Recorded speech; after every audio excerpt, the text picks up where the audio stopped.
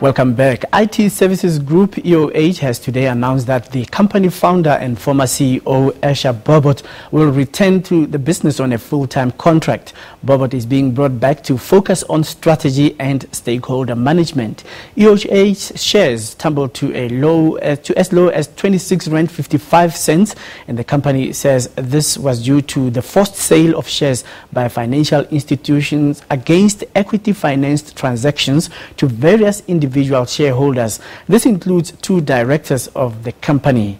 Zunaid Mayet, who is the CEO of EOH, joins us in the studio to clarify matters. Good afternoon and thank you for joining us. Good afternoon.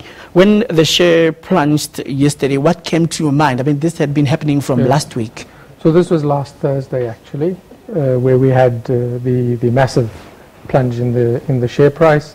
What we learned afterwards was that it was triggered by an involuntary sale of a large volume of shares.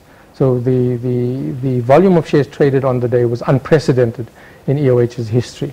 And we realized it was caused by the involuntary sale of shares that ultimately belonged to individual shareholders, but these were used as collateral against loans and financial loans from the financial institutions. This precipitous fall, how did it play out? Because there had been allegations that there were raids at some of the offices of the SABC concerning corruption by IPIT. Yes.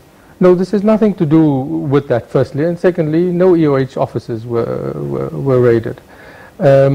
We realized, I think, by Friday what the actual cause of the fall in the share price was, and it was absolutely triggered by the large-scale sell-off by financial institutions, and they were involuntary sell-offs on behalf of those shareholders who had offered it as collateral. Then at the moment, what is the company doing? Because I mean, something like this would pose a PR crisis, and lack of confidence, and the image and the reputation of the company would be affected. Of course. So we're talking to our shareholders, and we're certainly undertaking a number of measures to ensure that this doesn't happen in the future.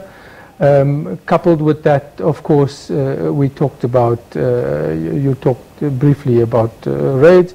What we're looking at to do from a group perspective is to ensure that from a governance and compliance perspective, the group is strong.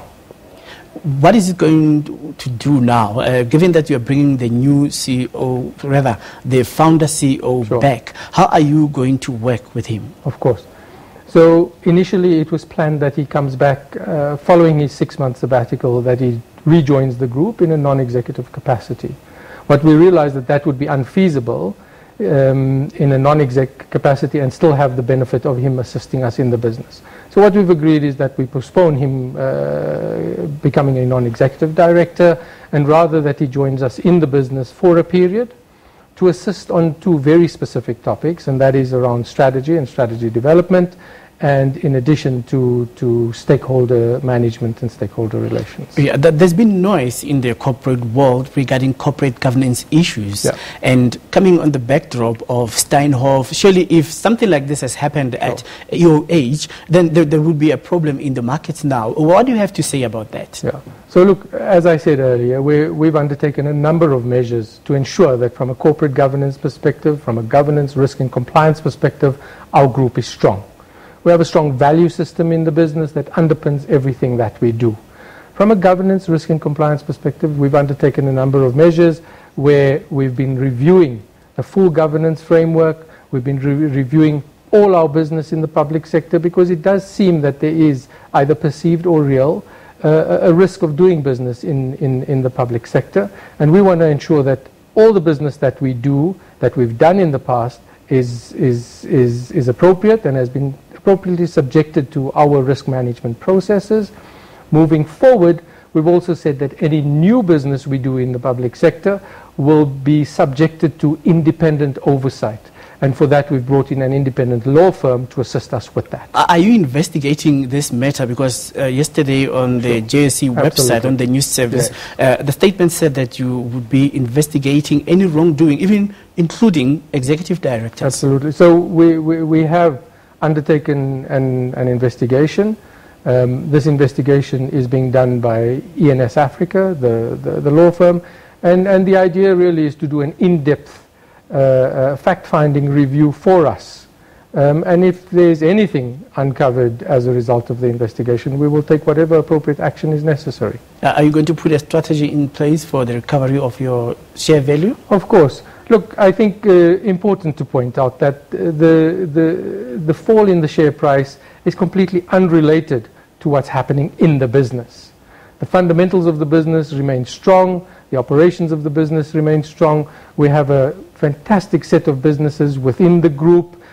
We employ about 12,500 people, and we are relevant to many of our customers' lives. We do very many things to enable the business or the mandate of our customers on a daily basis, and this is done by our people. And we've got a really strong leadership team across the group, and from that perspective, we operate in a market that is really large. There are significant growth opportunities for us, both organically and acquisitively. So from that perspective, there's certainly no correlation between what's happening in the business and what's happening on the share price. All right. Zunaid Mayet, thank you very much for talking to us. Thank you. All right. Zunaid Mayet is the CEO of EOH, talking to us right here about the latest what's happening in that company. Well, in other